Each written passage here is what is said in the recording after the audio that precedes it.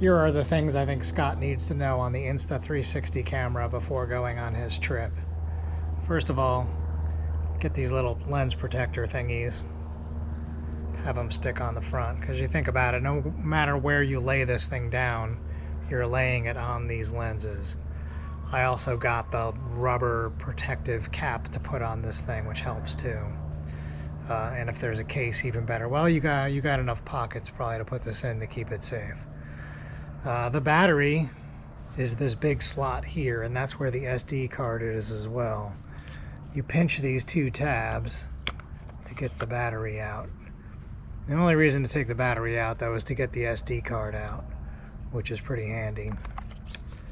Snaps back in. The only other access hole is this USB-C hole right there.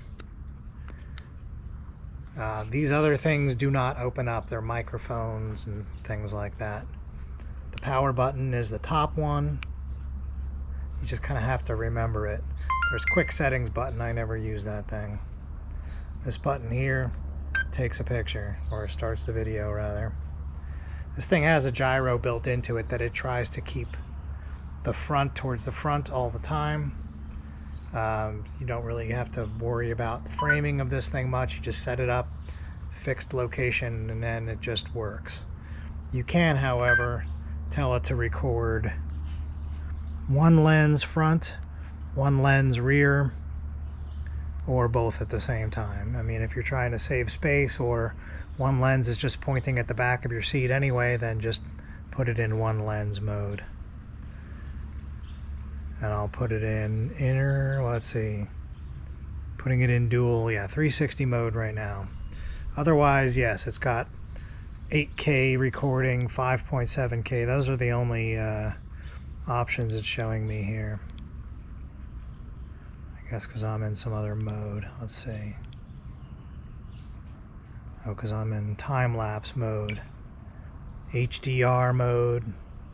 Okay. Got it. I mean, I just leave it on video mode. That's it. And I have not, like, stretched the limits of this thing.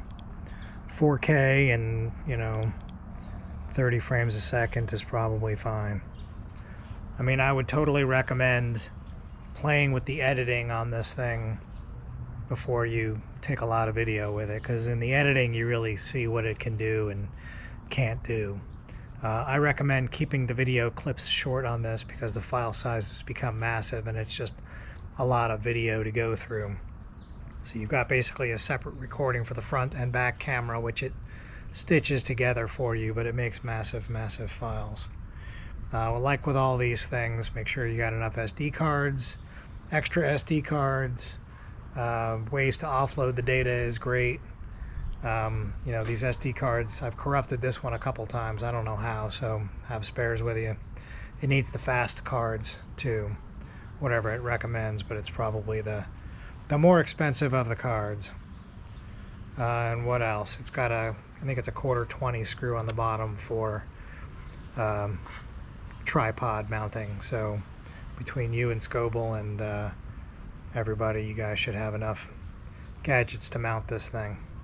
So have fun on your trip. Good luck, and look forward to seeing your updates.